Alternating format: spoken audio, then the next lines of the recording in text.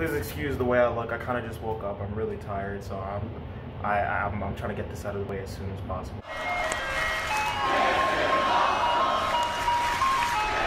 Man, this was a pretty good show of Dynamite. Also, yeah, POPsicle's doing reviews now.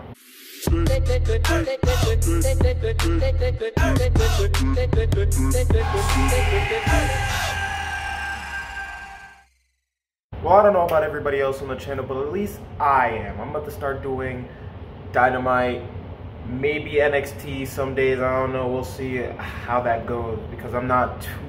I watch AEW more than WWE. I'm sorry. Like, well, technically we watch more WWE than AEW because there's more content, but you already know what I mean. I watch AEW just so much more. I never miss a Dynamite. I make sure that I never miss it. I'm always like on top of that. I have to watch it the next day. Sometimes NXT I'll catch up on the next morning. However, as it comes to SmackDown and Raw, they usually post on their YouTube channel at like after each match. They post the highlights, so I usually just watch it that way. Sometimes I'll sit down and watch the full show depending on what's going on. If there's enough hype in it, I'll watch it live, but usually I'll just look at the YouTube stuff and Raw and SmackDown. Well, like I said, we'll see.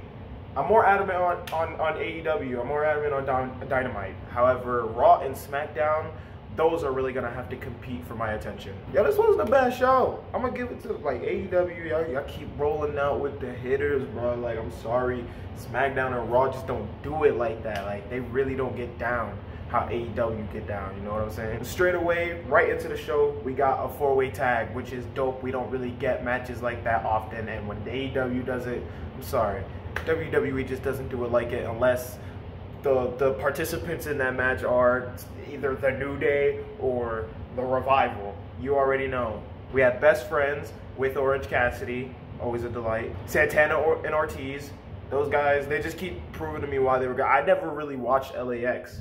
I never seen LAX until AEW, so they keep on proving to me why the hype was there when they was getting signed. The makeshift team between Kenny Omega and Hangman Page. I mean, it's kind of already established that they've got, like, you know, chemistry because we've seen them in a couple of tag matches already, so it's like all those guys kind of know each other, they know what to do, but, you know, it's kind of a weird... It was just they just wanted to throw Kenny and Hangman out there. It's like, hey, you go out there, you do something at least. They didn't want to keep him off the show, I guess. But it was still a great 4-way tag. And then the Young Bucks. And you already know the Young Bucks. They always come out. They always roll out the hitters. They always roll out the bangers. Those were all of our team. It was a great match. You already know. All those members in there. Every single name that I just listed in there. Come on. There was a lot of great spots. I especially love the whole everybody trying to get the suplex over, you know, the every team in a line trying to suplex the whole other team on the other side. It was a dope spot. I liked it, especially when Orange Cassidy slid in the ring. And you know, the crowd goes wild anytime he does anything. You know, that's his thing. Cuz slides into the ring, he's looking at him, gets under the last member, provided that extra help to get the whole thing over. And when he came in, it was over for the Babyfaces.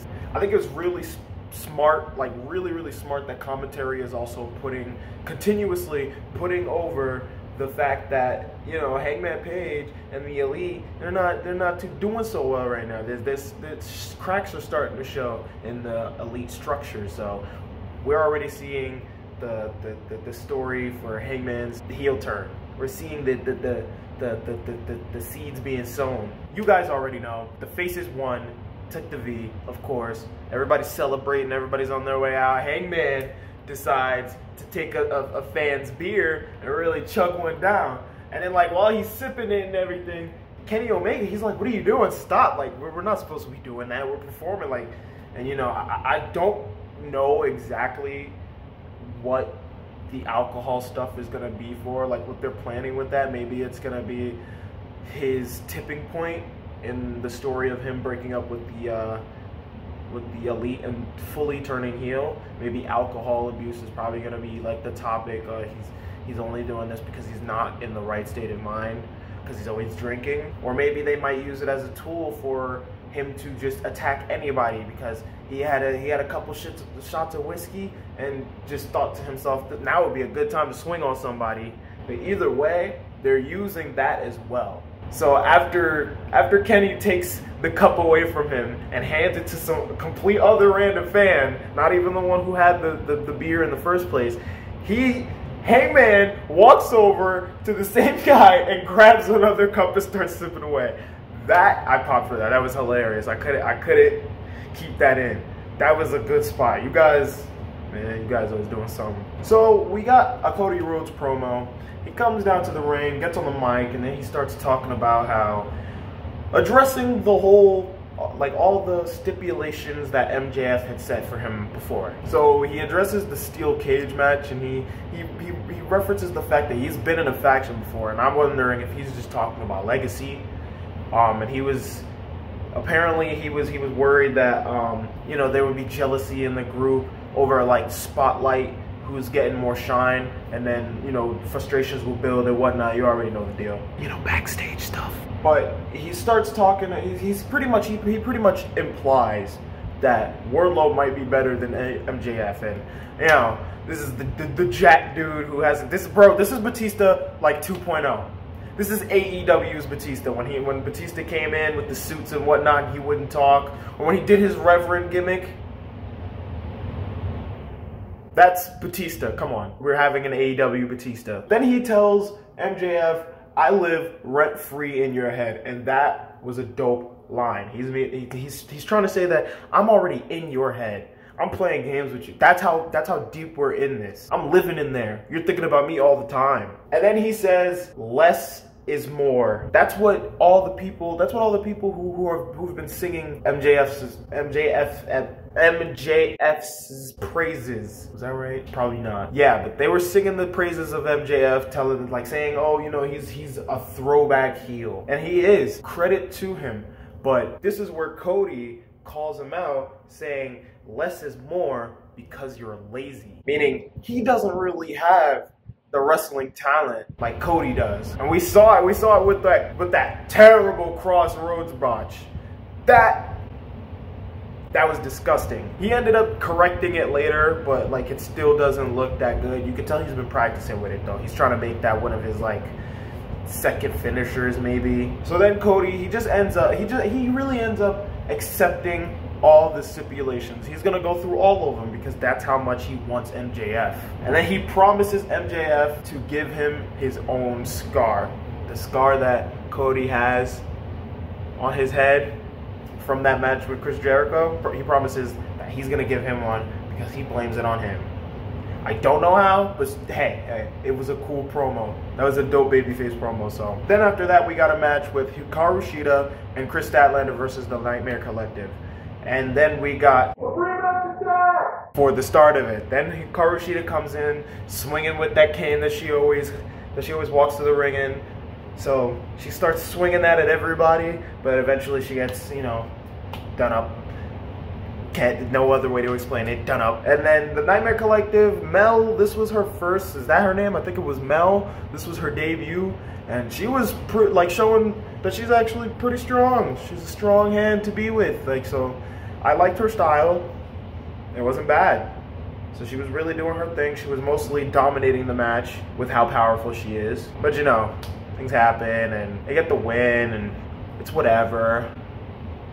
I'm sorry, it's not that the women, they're doing really good, but half the time, if it's not usually Nyla Rose on the screen, it's not that great. So we need to bolster the women's division with more character.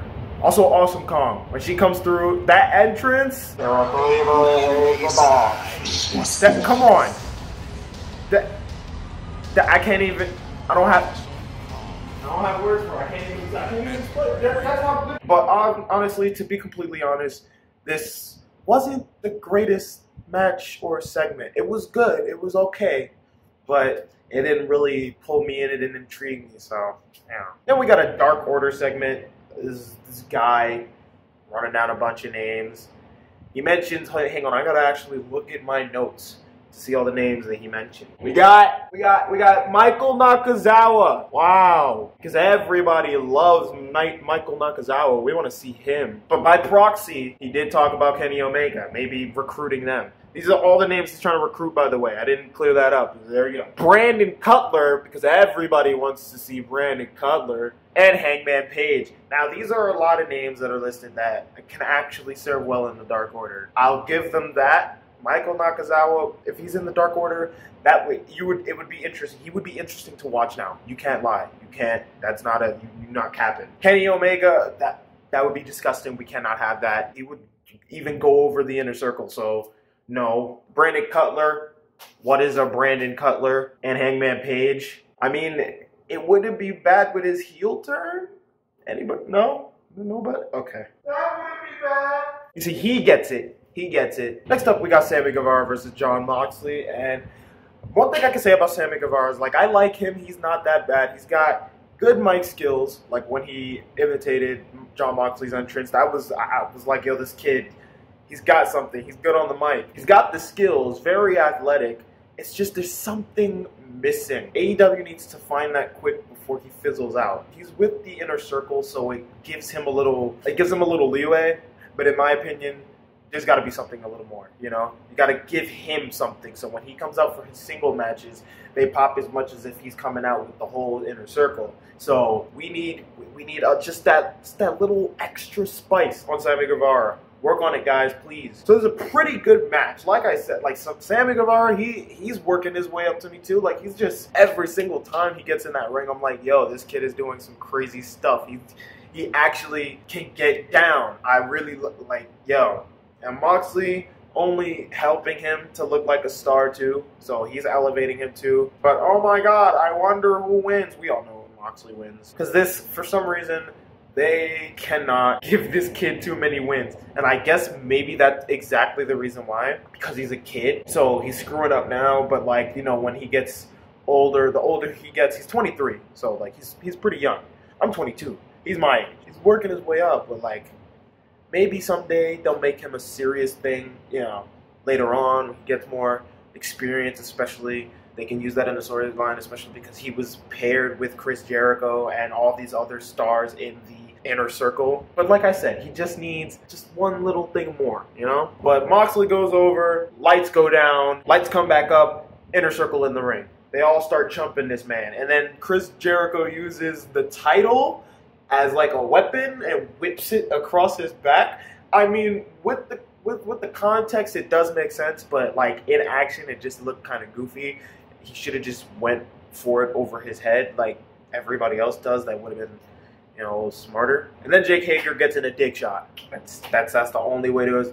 Straight up, he came up dick shot while they were holding Jon Moxley. And then Chris Jericho pulled one of those wild spikes out of his jacket. Yo, those jackets look so stupid, but they look cool on him. He's the only one who could get away with it. And then he just walks up to Jon Moxley and just stabs him in the eye. And I guess that's his, like, kayfabe way of, like, being out of action for whatever story they need that for. And then they take, the medics come out, come try to tend to him, and then Moxley has to be taken away. The guys, the inner circle, they're laughing, and then they leave. And then after that, we got a 6-man tag match with DDP back in his first match since I don't even know when, dude. I haven't seen I went back and watched DDP matches, and that guy is exciting, and to see that he kind of still has it till this day, that's very lovely to see. He's old as hell. It's that yoga, bro. I'm telling you, it's all that yoga since day one. When Cuz was like, yeah, I'm doing yoga now and I'm getting people fit, yo, I was like, yo, I believe that man. Dustin Rhodes only continuously showing, like, yo, how dope he really is. Like, he was not able to do all these things in WWE because I guess Goldust, you know, when you go to WWE, they domesticate you. That's my term that I use to describe how they pretty much make you slow down your pace and you're not able to do certain things. But Dustin Rhodes in AEW is doing crazy. First of all, he's doing Canadian Destroyers left and right now. That's now one of his moves. And QT Marshall definitely got a significant rub from this match, being with those two legends versus MJF and the Butcher and the Blade. And now, while this was a fun match, I cannot stress this enough, I really think it's a bad idea that they keep jobbing these guys out. Look at them. They come out with this bad chick in a bunny mask. She's kind of like the lamer part of it, but you know, it still works. This bad chick in a bunny mask, and it's this big old like cartoon mustache having villain Baki dude called the Butcher, and some dude with a creepy like doll mask named the Blade. Come on. These guys, and they have pyro. They have pyro. AEW, stop jobbing them out and make them do villain stuff, you know? If Marty Scurll comes in, he could run them. They could be Villain Enterprises 2.0, because, you know, PCO is ROH champion, and, well, he's really cool. PCO and that other guy, I don't remember what his name was, but Villain Enterprises. This could be Villain Enterprises 2.0. But those guys are dope. They need to be racking up wins to look serious. And last but not least, we got the Bastard Pac and the Skater. Yeah, dude. Darby Allin. Darby, honestly, is very underrated. This kid, and oh my God, Pac selling that first drop kick. Oh my God, it made Darby look amazing. Darby, I don't know, man. I don't think we're singing enough of this kid's praises. And it shows, though, because they keep just putting him out there with more and more people. Just go out and go do your thing. This kid, yo, Darby Allin, if I get into wrestling, I want to face you someday. There were some awesome spots, though, like with Darby doing the topes between the bottom two ropes. Like, he hit him one time, sent Pac flying into the rails, pushed it back.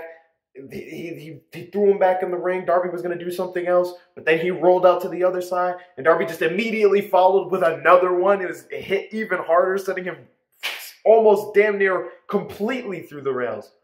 It was amazing. Like I said, Darby's he's just looking better and better every single week, man. Good job, AEW. You're really doing it with this kid. And then like the power bomb on the steel steps. Now, see, I like AEW steel steps way better than WWE steps, because WWE steps look flimsy, but those steps look so hard. Splat!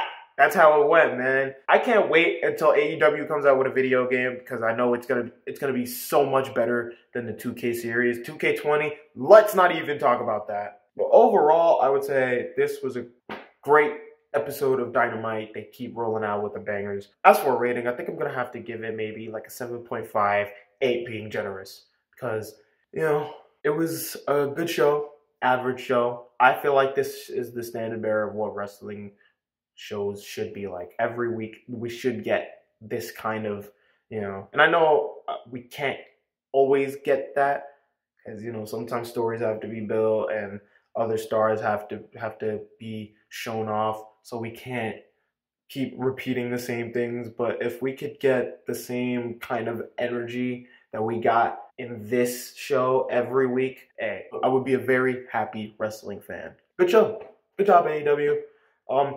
First review, we're going to try to do more of these. Let me know what you want to see in the comments. We don't have a lot of people right now, but if you do want to engage with this channel, because I'm really trying to do more with this channel, if you do want to engage with this channel, definitely comment, ask me, like, you know, suggest videos, because I want to do more. So, yeah, I don't know where I'm whispering, but see you guys